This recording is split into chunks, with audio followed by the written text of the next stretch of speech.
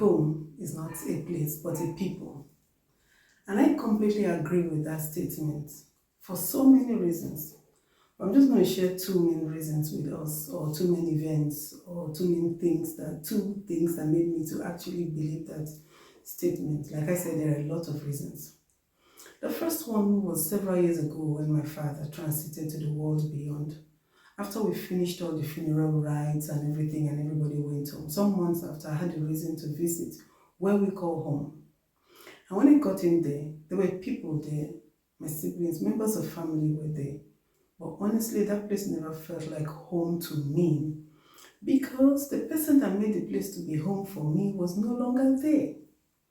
So for me, it was like an empty place. So I completely agree with that statement. So it's people that actually make a place. A home is a people. People make a place, not the other way around.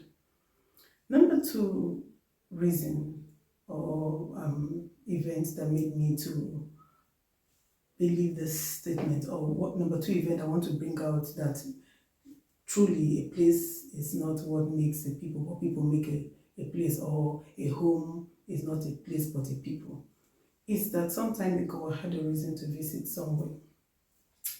And when I visited the place, I had a tour guide and then my host was with me.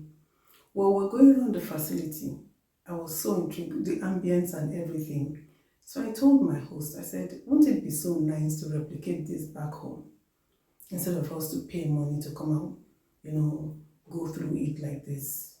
And she said to me, it is really, really possible. Why not? But it all has to do with the mindset of the people. And then she said this to me. She said, if you lift this thing and take it to some places where the people's minds are not developed, she said to me, sooner than later, this thing will deteriorate. It will be destroyed completely. But if you lift up these people that have a mindset of developing this kind of facility to a place that is not developed, she said to me, sooner than later, that place will transform. In other words, no matter how beautiful a place is, it all has to do with the mindset of the people. A developed mindset will develop a place. Underdeveloped mindset will underdevelop a place. So a place is actually a people, not the other way around. In other words, if you remove the people from a place becomes empty. I would like you to watch this video. When we come back, we'll get into what today is all about. It's completely wrong to underestimate a former governor of a state. There's no former governor in Nigeria that you say is unpopular or is not known because you are supporting another candidate. My concern, however, it looks like, there's something special about Peter Obi, like Dino himself acknowledged, a fantastic Nigerian. If not, why is APC and PDP not facing each other? Why are they facing Labour, a relatively unknown political party, in January this year? So it gives some of us who are observers a reason to be worried. If Labour Party and Peter Obi are on social media, can't you just let them be? Why do they form the basics for every conversation in PDP or APC? So nobody, I would want to hear more mention of Kwankwaso. Nobody is telling us about Showore. There are about 16 presidential candidates. We practically only hear about 3 people. And here is Dino trying to play a mind game by narrowing it down to 2. What Dino is not telling Nigerians is, Atiku ran for president in 2007 with AC. What was his vote strength then? The rest, he didn't scale primaries. From SDP in 1993 up until now. Apart from when AC gave him tickets in 2007 when he was a sitting vice president. As a sitting vice president, as popular as it is, as he was, as Waziri and Damawa, as Zege Mule Yutiv, with all of the numerous connections he has in Nigeria and abroad, how many votes did Atiku score in 2007? So, is it possible that it was Obi's association in 2015 and 19 that even gave him that 12 million vote, that he's bragging that he has 12 million votes? He should remove Obi's vote from that. So are you saying Obi emergence at that time really gave Atiku more votes. Nandi, I just gave you statistics. These are verifiable facts. Go to INEC website today and find out what vote Atiku got in 2007 when he was a sitting vice president, and what vote did he get in 2019. I don't know if you understand what I'm saying. What vote did he get in 2015 when he was PDP presidential? Sorry, not 2015. He left APC. He ran against Buhari in the APC primaries and joined the PDP, but he couldn't meet up with President Jonathan at the time. But in 2019, he ran for office, and with Peter Obi now, he was able to get 12 million votes. So Peter Obi's it was Peter Obi that made Atiku accepted by the young people in 2019. So nobody should they are trying. You see, politicians. The good news is that we know them now. They are used. It's only people who don't have the mind of their own that they can sway. And I fear that those people could cause a lot of damage in 2023, because in the last 2019 election, there were INEC recorded about over 80 million registered voters. If you add up all the presidential election results together, we had close to 30 million votes in all. That is including rigged votes, right? Because we're in Nigeria, you must factor in rigging. So you notice that about over 50 million PVCs, for whatever reason, were not used. These are the most dangerous set of Nigerians, the undecided voters. So those are the people that they are targeting with this kind of stories. If you're here for the first time, I want to say a very wonderful and special welcome to you. But if you have been here before, I really do appreciate you for coming back again. And please keep on coming back, because, it's always interesting. This place is the real you. That's what the name of this channel is all about, is the real you. And what we do here is we bring out principles that, when applied, will make us be the best version of ourselves. And trust me, you are the best. There is no one like you in all the earth. And I always use this example. In case you don't know how valuable you are, I like to share 3 things with you. Number 1, there is nobody like you in all the earth. Your fingerprints, your thumbprints are unique.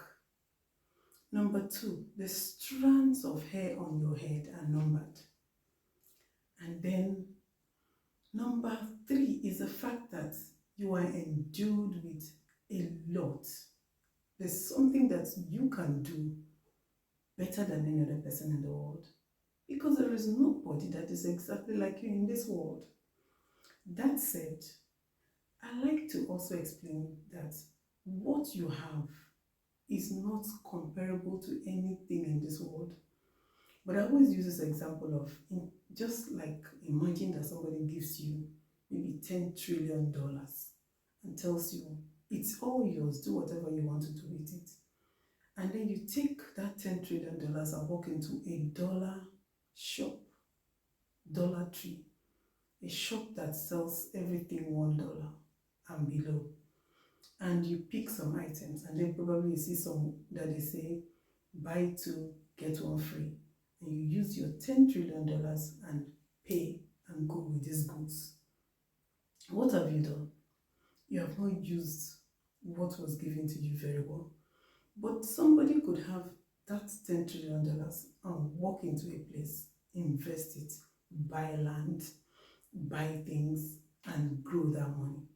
Life is like that. Everybody has something that is given to us that we need to use to be the best and influence our world.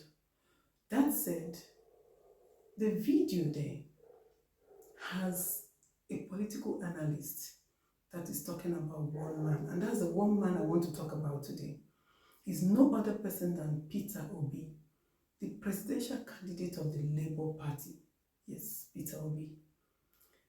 As you have heard, Peter Obi moved from what is called Africa's most populous party, the largest party in Africa. That's what they call themselves, the PDP. Now, before I go too far, I would like to do or make this disclaimer. I am not speaking on behalf of any political party. I do not have any affinity with any political party. I'm apolitical. I'm just an author, inspirational speaker, and that's what I do. I write and I speak to inspire people, and I do that using things that are around, Bible stories, Bible principles, past events, contemporary events. I do that because I bring up principles that when applied in our lives will make us to be the very best version of ourselves. That's what I do. So I needed to clear that.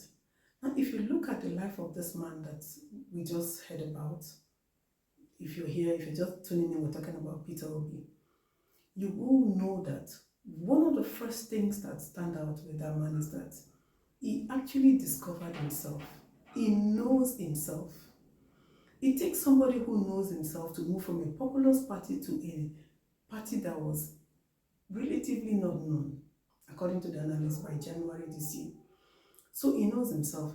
But in the part of the world where we come from, if you ask somebody, who are you? Do you know the first thing they do is to get angry? But it's nothing to be angry about. Do you really know who you are? Peter Obi knows himself. That's why he can go to a place like Labour and lighten up the place. And light up the place. Like the popular saying of, I have a Midas touch. Anything I touch turns to gold. He went into Labour Party, and today Labour Party is known. I didn't even know the logo of Labour Party, but I know it now. And I'm sure so many people know Labour Party logo, and more people will still know it. And honestly, whether he wins or he does not win, he has made an impact. And you know what? He didn't even call his followers obedient. They gave themselves a name. All right, that said, number one thing that I've said is that the man discovered himself early in life. That's why even as a banker, as a chairman of a bank, he could thrive in that environment. If you read about him, you will know that he's the one who has been impeached, had a lawsuit for like 3 years and all that. You could Google about him. I'm not here to, I'm not here to advertise him or campaign for him. No, that's not what I'm doing. I'm bringing up principles, like I said. So the first thing is that he discovered himself very, very early in life and began to pursue his career. Number two is that the man has a dream. Dream is not the one you go to bed to sleep, to wake up and tell yourself, oh, I saw this. No, it's mental images, mental pictures of what you want to be, what you want to see, what you want to have, what you want to become. It's like an architect who wants to build a house. He sits down and he takes a paper, and from his mind he begins to put into the paper, on the paper, the picture of what is on his mind. So this man has a picture of what he wants to be. So it's only dreamers that actually wake up from their dream or walk with their dream and see them implemented. Number two is a determined person. It takes a lot of determination for you to move from a populous party to a party that is relatively unknown. Determination. It takes determination for him to stay in a place where he was impeached, have the legal tussle, win and continue. It takes determination. It takes a lot of determination for you to not give, pay attention to what people are saying. What haven't they said? He's just laboring in vain. He's just doing it. And recently there are some things he does. I'm like, could this be real? Somebody said something about him and he went to visit the person. What kind of human being is that? A determined person. He doesn't take no for an answer. He does not look at the circumstances and say, okay, I'm going to cave in. No, that's not the kind of person he is. And then you will also find out that beyond the fact that he's determined, he's also somebody who is dedicated to a cause. He looks at a cause, he gives it his all. He doesn't do things haphazardly.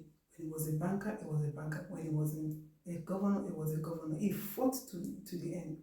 And then now he's come for the presidency. He's giving it everything that he has.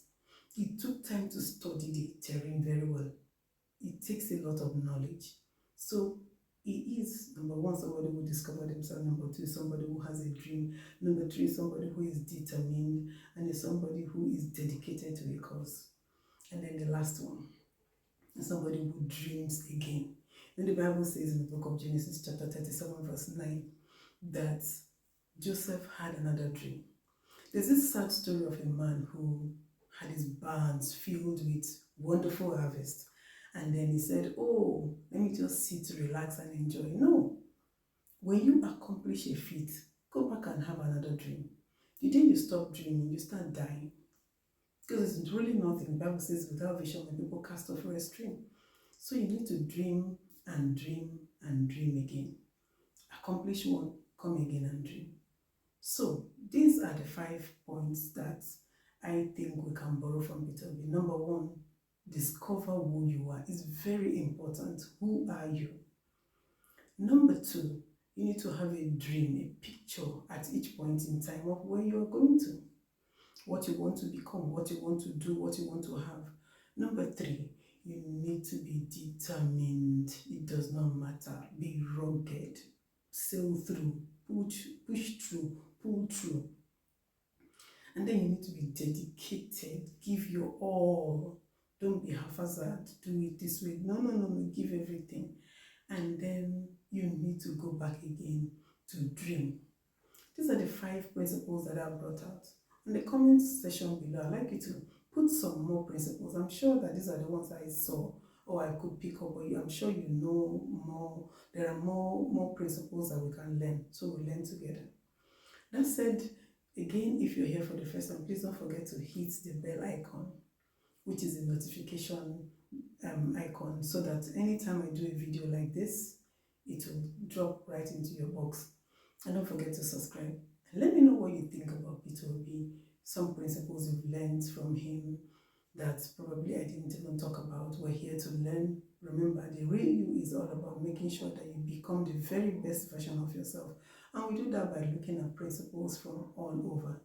Until I come your way again, my name is Patricia Tuabari. Be you, be real, be original, and use what you have to become the very best version of yourself. Bye-bye.